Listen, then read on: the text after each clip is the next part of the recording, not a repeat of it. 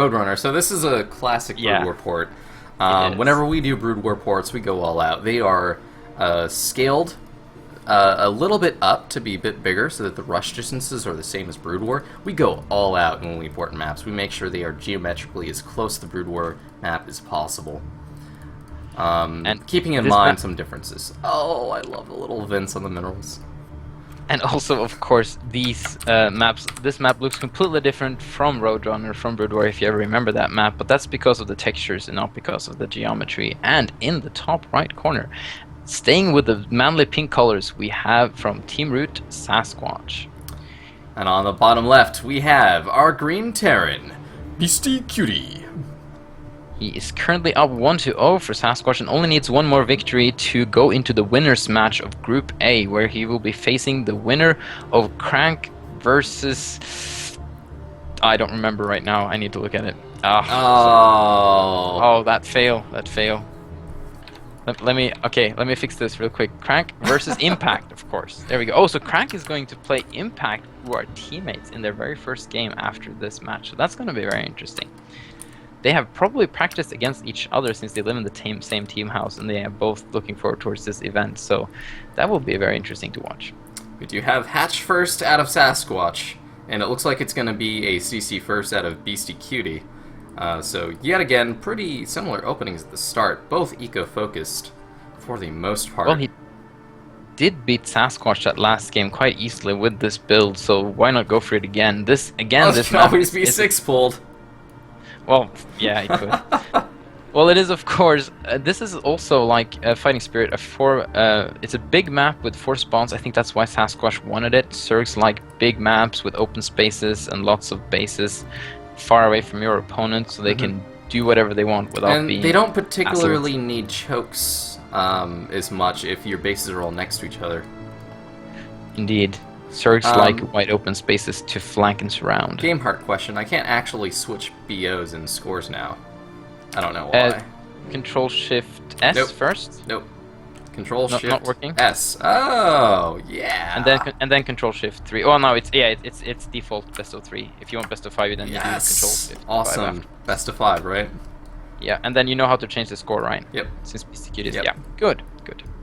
The reason December's Com is streaming today and not me is that I will have to leave later on, so I don't want to. Zephyus just doesn't love us. That's what it is. It's because of my great hatred towards STARBOW. the community. Secretly hating STARBOW community. I'm just here for the money. That's what we get from STARBOW, is money. Bio opener out of Beasty. But okay, let's talk about this game a little bit more, because Beasty is not going for the factory route here anymore. He is going straight into barracks mode, and he will probably be playing Bio, it seems. And we do have, well, it does look like Sasquatch knows where his opponent is. I can actually check. Nope. Okay, well, he's eliminated via Overlords. The other likely spots. And these Marines are more than enough to shut these Lings back, so these Lings are just going to be keeping an eye on his opponent, getting what knowledge he can. Oh! Oh, is Beasty, like, trying to lure those Lings with a single Marine? It'd be really cute. He may. He's got so much APM, he's got nothing better to do with it.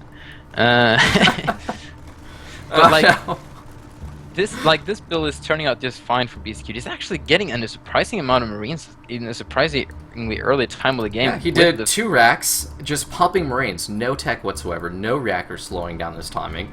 So he's just going to be able to pressure right off the bat. And this is going to force. This should force a lot of defenses out of Sasquatch, but he is not making any. There's no enrage energy on the natural queen. It's got to be all Lings from here. Yeah, and there's no Lings almost. There's no spine crawlers going up. This could be another very short game. He used the enrage on the SCV when he knew the Ling push was coming. He's getting Marine. Okay, there's another queen. That's just not enough to handle this many Marines.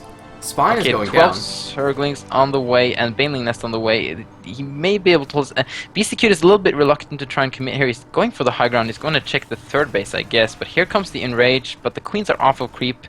They're is the third base, and he wants to deny that instead of trying to attack the natural, and he might be able to. And this is smart. And the lings, I mean, the queens can no longer provide any protection with the lings.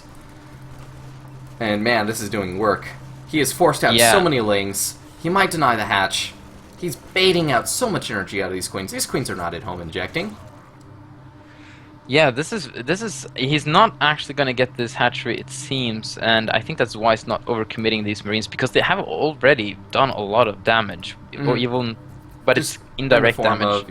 In the form of lost drones. That third hatch goes up for Sasquatch. Well, very little health, so he could try and maybe snipe that hatchery later. It does heal up, but very slowly. In the meantime, though, we see the Baneling tactic from Sasquatch layer on the way, and Beastyqt is taking up towards science vessels. I would believe he's at least getting a factory down, and I think he's just going to use that for taking further and staying with the bio. Beastyqt also getting stim, getting +1 upgrades. He's pretty much doing everything right at this moment, and what he really needs to be careful about is just not losing his army. That's the thing that can get this game turned around, unless he has a good trade, of course, and there's no army left for Sasquatch as well.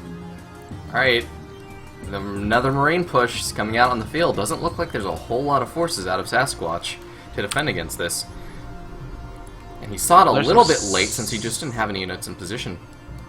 There's some slow banelings, and they don't get any bonus speed on creep, so slow lings are very easy to kite versus, unless your name is Cepheus and don't have a chance. But for other players, it is quite easy, and he's going to try and snipe this hatchery now, sending a few Marines in front to try and tank that baneling damage, and the hatchery does go down. The banelings will probably connect a few of the Marines. Split! The pre-split is just... There's no way Banes are doing anything at that point. Oh my. Yeah, that was incredibly well played from Beastyqt, and wow, feeling almost like Beastyqt is outclassing Sasquatch here just a little bit. It definitely seems like it. don't want to say that Sasquatch is a bad player, because he definitely isn't. But Beastyqt, man, he is on top. He is at his A game at the moment.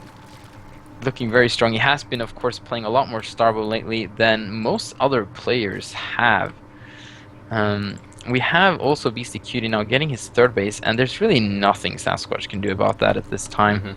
Sasquatch getting his Spire up, but that'll be the least effective against a Terran who will have his tech. He's getting his Fusion Core up. He's got Bio with Stem. He's going to have +1. Does he have range yet? On the Marines? Yes, he does have range. His BIOS is just really good against Muta. It is, yeah, like you said, one attack range will be up soon too. Actually, okay, hang on. We have another engagement trying to poke here. The Banelings, again, trying to connect.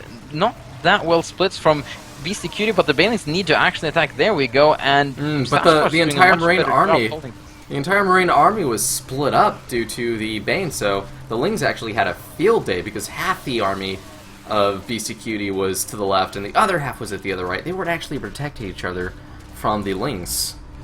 So the first little edge now for Sasquatch, you know, getting a little bit room to breathe now, actually clean up that attack, and can feel a little bit more confident than he has so far in this game. The Spire is also up.